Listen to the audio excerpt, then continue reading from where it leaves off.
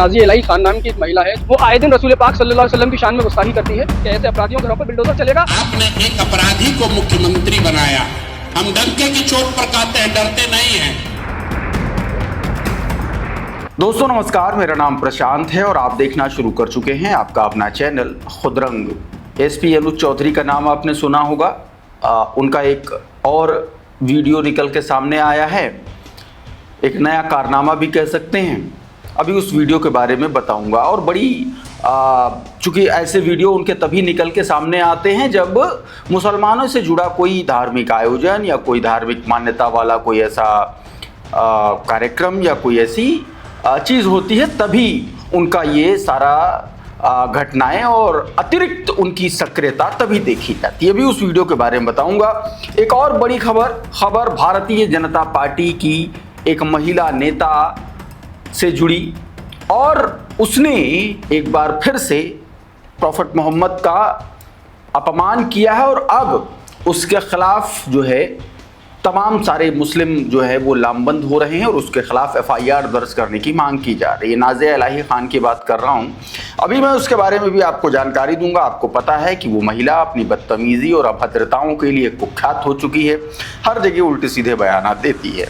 अंजना ओम कश्यप का एक और सरेआम कैमरे पर कारनामा पकड़ लिया गया कि कैसे वो अपनी डिबेट में, मतलब एंकर तो है ही भाजपाई, प्रवक्ता भी दो भाजपाई, फिर उसका मतलब एक प्रवक्ता ऑफिशियल भाजपाई, एक राजनीतिक विश्लेषक भाजपाई, और अब तो ऑडियंस भी भाजपाई आने लगी। उनकी ये कांड भी पकड़ा गया है और नाम के साथ पकड़ा गया है। नरेंद्र मोदी के साथ एक बड़ा खतरनाक वाकया ऐसा हुआ जो कहा जा रहा है कि अभी तक बीते 10-12 सालों में कभी नहीं हुआ। मतलब ऐसी बेइज्जती अपने देश में प्रधानमंत्री नरेंद्र मोदी की शायद किसी ने नहीं की होगी, वो भी जहां राष्ट्रपति, जहां प्रधानमंत्री नरेंद्र मोदी की पूरी कैबिनेट मौजूद है। अभी उस वीडियो के बारे में आपको जानकारी दूंगा। और प्रशांत किशोर ने गजब कर दिया।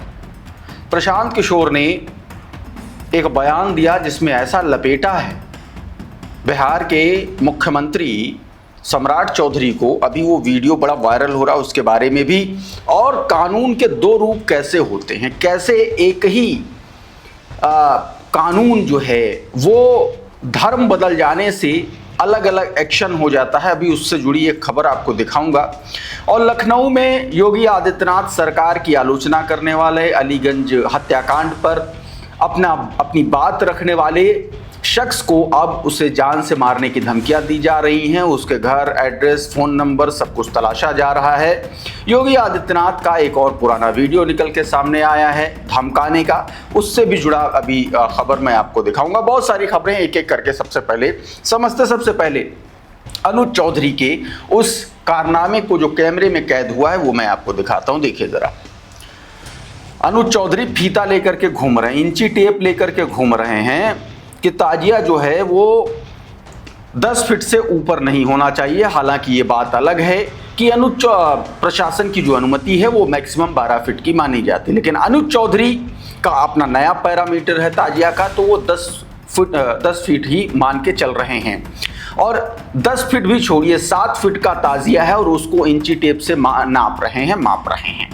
तो आप इस तरीके के एक्शन को कैसे देखते हैं, आप कमेंट में ज़रूर बताइएगा। क्योंकि अनुज चौधरी मुसलमानों के खिलाफ ऐसे उन पर आरोप लगते हैं कि वो कार्रवाइयों के लिए जाने जाते हैं और ऐसे वो बयान भी देते हैं। कभी वर्दी में गदा लेकर के चलते हैं, कभी शिव मंदिर में जाते हैं, लेकिन वहीं जब मामला धर्म के विपरीत होता है तो इनकी बाछें अलग तरीके से खिली सी नजर आती हैं। जब मामला कई बार मुसलमानों से जुड़े हुए किसी त्योहार या पर्व का होता है, तब इस तरीके के उनके अति सक्रियता वाले वीडियो निकल के सामने भी आते हैं। अनुज चौधरी की पुलिसिंग, उनकी कार्यशैली, उनके क्रियाकलापों को लेकर के तमाम सारे पुलिस महकमे से जुड़े बड़े अफसर ने, उत्तर प्रदेश के रिटायर्ड डीजीपीज ने भी इनके इस कारनामे की और पुलिस मैनुअल्स के खिलाफ जाने की भरसक आलोचना की है तमाम सारे टेलीविजन चैनल्स पर। डीजीपी विक्रम सिंह जो पूर्व डीजीपी हैं, उन्होंने तो साफ साफ कहा था कि ये जो कर रहे हैं वो पुलिस को कभी सिखाया ही नहीं गया, कभी बताया ही नहीं गया। खैर, ये योगी आदित्यनाथ की सरकार है, यहाँ पर जो जितना बड़ा चेला बनेगा उसको उतना ही बड़ा फल मिलेगा। ये स्पोर्ट्स कोटे से आए थे, फिर सीओ बने और आज की तारीख में मौज काट रहे हैं, फिरोजाबाद में है। खैर आगे बढ़ते हैं, ये इनका एक बयान भी देख लीजिए। 10 फीट से अधिक ना हो ताजिया, कोट अनकोट, मतलब मैं जो बात कह रहा हूं कि इनका जो पैरामीटर है वो 10 फीट का ही है, जबकि प्रशासन की तरफ से कहा गया है कि मैक्सिमम 10 से 12 फीट, यानी कि 12 फीट तक जा सकता था, लेकिन 10 फीट इन्होंने किया। और वीडियो में आपने देखा कि 7 फीट के ताजिया को इंची टेप लगा करके नापते हैं। अब इस तरीके की घटना अगर एक अफसर को हाइट नापने के लिए इंची टेप लेकर के जाना पड़े, तो या तो आप उसकी काबिलियत पर सवाल उठा सकते हैं, या फिर आप उसकी अति सक्रियता, या यूं कहें कि सामने वाले पर दबाव के तौर पर देखा जाए कि इस तरीके से ये सक्रिय। खैर आगे बढ़ते हैं। नाजिया इलाही खान भारतीय जनता पार्टी के नेता, अक्सर नफरत फैलाने के लिए कुख्यात रह चुकी ये महिला बीते दिनों एक पॉडकास्ट में प्रॉफेट मोहम्मद को लेकर के बेहद आपत्तिजनक, बेहद अमर्यादित टिप्पणी की थी। आपको याद होगा कि इससे पहले भारतीय जनता पार्टी के नेता नवीन जिंदल और नूपुर शर्मा ने भी यही काम किया था और उसके बाद पूरे देश में बवाल मच गया था। हालात ये हो पड़े थे कि मिडिल ईस्ट के तमाम सारे देशों ने नरेंद्र मोदी और भारत सरकार को एक तरीके से चिट्ठी लिख लिख करके बाइकॉट की जब धमकी दी, उसके बाद नरेंद्र मोदी ने खुद आकर के एक्स पर लिखा था, अपने ही लोगों के लिए फ्रिंज एलिमेंट कहा था, है ना। तो अब एक बार फिर भाजपा के उसी फ्रिंज एलिमेंट ने प्रॉफेट मोहम्मद का एक तरीके से अपमान किया, ऐसे आरोप लगे। अब उनके खिलाफ, नाजिया इलाही खान के खिलाफ थाने में शिकायत दर्ज कराई गई है, एफआईआर दर्ज कराने की बात कही जा रही है। सुनिए जरा क्या कुछ कहा गया है। नाजिया इलाही खान नाम की एक महिला है जो कि बीजेपी की नेत्री है। वो आए दिन रसूल पाक सल्लल्लाहु अलैहि वसल्लम की शान में गुस्ताखी करती है, और उसने इसी दौरान रसूल पाक और उम्मुल मोमिनीन हज़रत आयशा सिद्दीक़ा रज़ियल्लाहु तआला अन्हा की शान में बेहद घिनौने अल्फाजों का इस्तेमाल किया है, उसने गुस्ताखी की है। और ये कोई पहला केस नहीं है, पूर्व में भी वो इस तरह की घटनाओं को करती हुई आई है, और आज वो आज़ाद घूम रही है। हम हिंदुस्तान की हुकूमत से मुतालबा करते हैं कि ऐसे मुजरिम पर सख्त कार्रवाई हो, और साथ ही साथ एक सवाल करते हैं कि भारत सरकार ऐसे मुजरिमों पर, इनके घरों पर बिल्डोजर चलाएगी कि इनका भी एनकाउंटर करेगी। आए दिन हम देखते हैं मजलूम मुसलमानों का एनकाउंटर होता है, और मस्जिदों पर, मदरसों पर, खानकाहों पर बिल्डोजर चलता है। कि ऐसे अपराधियों के घरों पर बिल्डोजर चलेगा या ये ऐसे ही घूमते रहेंगे? हमारे मुतालबा और हमारी मांगों को पूरा किया जाए। आज हम सिविल लाइन थाने में आए हैं, हमने तहरीर दी है और उन्होंने हमको आश्वासन दिया है कि हम जो है मुकदमा दर्ज करेंगे। तो सीधे तौर पर गंदी टिप्पणी की थी और अब इनके खिलाफ ये एक्शन होने जा रहा है। अब मैं आपको अंजना ओम कश्यप का एक वीडियो दिखाना जा रहा हूं। अंजना ओम कश्यप की डिबेट हल्ला बोल का एक वीडियो, जिसके लिए ये जाना जाता है कि अंजना ओम कश्यप की डिबेट में सारे के सारे ही भाजपाई होते हैं। एक भाजपा के ऑफिशियल प्रवक्ता के तौर पर, एक स्वयं अंजना ओम कश्यप भाजपा के प्रवक्ता के तौर पर, और एक जो राजनीतिक विश्लेषक होता है वो भी जो है उसकी जिल्द उठा कर को देखो, उससे 4 सवाल कर लो तो वो भी भाजपा का ही निकलता। और अब अंजना ओम कश्यप 4 कदम और आगे निकल गई है। अब ऑडियंस भी उन्होंने रिस्क नहीं लेने का समझा, तो अब ऑडियंस भी उन्होंने भाजपा ही करना शुरू कर दिया। ये वीडियो देखिए, फिर इन दोनों लड़कों का जो बोल रहे हैं इसमें असली सच आपको दिखाऊंगा। देखिए, मां सीता की धरती से आता हूं, ठीक है। तो आप लोगों ने मंदिरों, राम भक्तों पे गोली चलवाई थी सर, ये मत भूलिए। हमारे घर का मामला है, बीजेपी को हमने वोट दिया था राम मंदिर के लिए, बनवाई है, गलत करेगी वो ठीक भी करेगी, और नहीं ठीक करेगी अगली बार सरकार से सत्ता से उखाड़ के फेंक भी देंगे। अरे भाई, पद्म विभूषण दे दिया था। बहुत शांति से मेरे को जवाब चाहिए, बहुत चिलम चिल्ली हो चुकी है। तो अब ये बताइए, प्राण प्रतिष्ठा के टाइम जिसे आपने बीजेपी का इवेंट कह के आपने आपको दूरी बना ली थी, आज चंदे के मुद्दे पे क्यों भाई आपको राम मंदिर मतलब राम भक्तों की आस्था की दुहाई देने लग गए?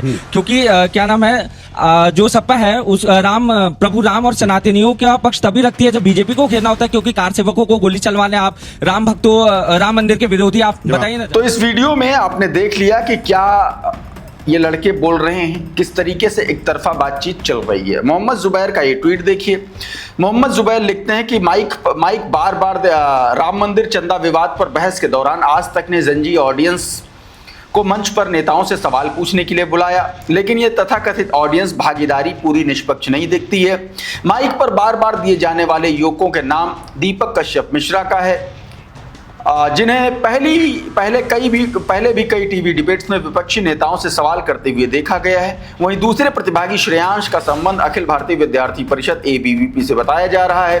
एंकर अंजना ओम कश्यप जैसे चेहरे लगातार इन्हीं लोगों को माइक देकर के विपक्ष पर सवाल उठाने का मौका देते दिखते हैं, जबकि सरकार के पक्ष का बचाव होता हुआ नजर आता है। ये डिफेंस इकोसिस्टम 3 स्तरों पर काम करता है: चैनल का एजेंडा सेट करना, एंकर की भूमिका, स्वतंत्र ऑडियंस का इस्तेमाल। मतलब किस तरीके से इस देश में सवालों को खत्म किया जा रहा है वो आप साफ तौर पर देख सकते हो। और साथ में इन ऑडियंस का दीपक शर्मा कश्यप, ये ABVP से इसका इंस्टाग्राम प्रोफाइल है, आप साफ तौर पर देख सकते हैं। और अंजना ओम कश्यप से जुड़े तमाम सारे ये वीडियो अपने शेयर करता रहता है। खैर, आगे बढ़ते हैं। बीते दिनों राजधानी दिल्ली में एक कार्यक्रम था, मेरे ख्याल से अवार्ड्स का कार्यक्रम था। वहाँ पर एक शख्स थे, उन्होंने मंच पर पहुंचे थे और नरेंद्र मोदी उनसे हाथ मिलाने के लिए ऐसे हाथ आगे बढ़ा रहे थे और वो बिना हाथ मिलाए ही चल निकले।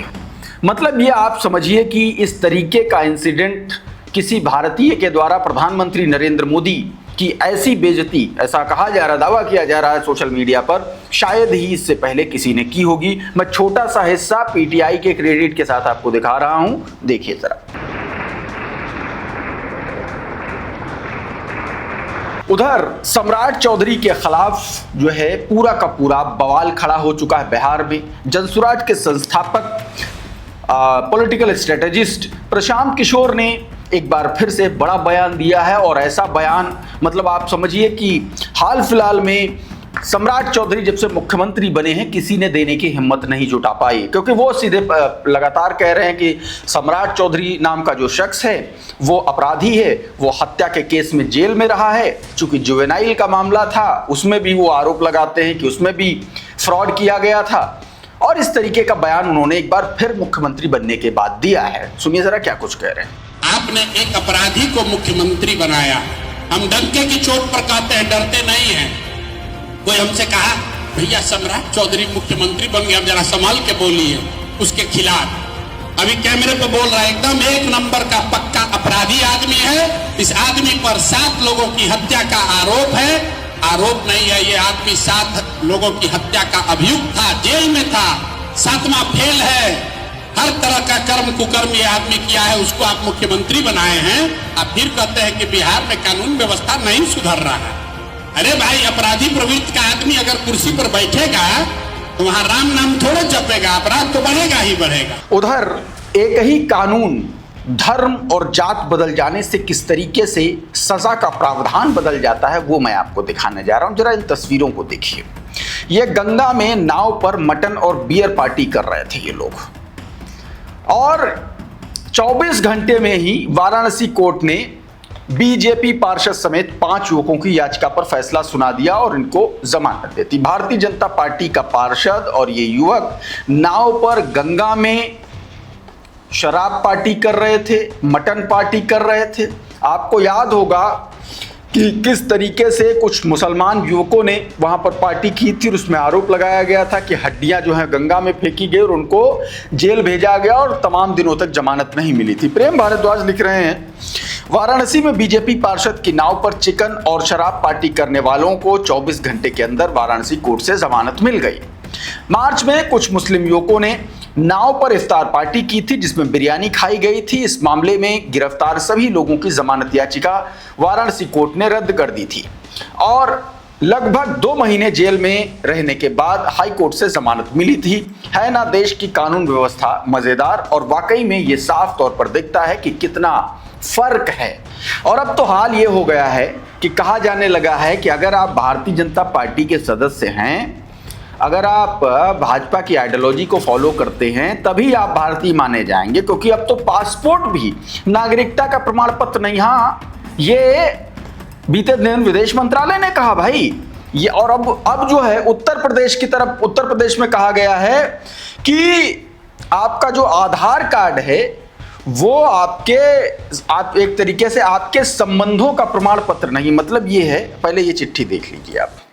इस चिट्ठी में बताया गया है कि आधार कार्ड जो है वो ये साबित नहीं करता कि हम या आप अपने बाप के बेटे हैं या आप अपने बेटे के बाप हैं। या फला आपकी पत्नी है या मतलब नहीं साबित करता। मतलब चुनाव आयोग नहीं मानता, आधार कार्ड को सरकारें नहीं मानती, मोदी नहीं मानते, योगी आदित्यनाथ की सरकार नहीं मानती, ना ही निर्वाचन कार्ड को मानती है, ना ही आधार कार्ड को मानती। अब तो सरकार ने कह दिया कि अब जो है आपका पासपोर्ट भी नागरिकता का नहीं है। तो सवाल यही पूछा जा रहा है जो प्रशांत टंडन पूछ रहे हैं। देखिए, कह रहा है कि सरकार कह रही कि पासपोर्ट नागरिकता प्रमाण पत्र नहीं है। चुनाव आयोग पहले ही Aadhaar, voter ID card, ration card को रिजेक्ट कर चुका है। कैसे पता करें कि जिस आदमी को 3 बार प्रधानमंत्री पद की शपथ दिला दी वो भारत का नागरिक है भी कि नहीं? उनके पास ऐसा कौन सा सर्टिफिकेट है जिससे नागरिकता साबित हो? और वाकई में ये सवाल बनता है कि 3-3 बार से जो प्रधानमंत्री बन रहा है, 2-2 बार से जो उत्तर प्रदेश में जिसको मुख्यमंत्री बनाया जा रहा है, क्या वो भारत का नागरिक है या नहीं है? क्योंकि बेशर्मी तो उसी लेवल की भाजपा की सरकारें कर रही हैं। खैर, अभी के इस वीडियो में बहरहाल इतना ही। बहुत बहुत शुक्रिया, बहुत बहुत धन्यवाद। आप जुड़े रहिए आपके अपने चैनल खुदरंग के साथ। नमस्कार।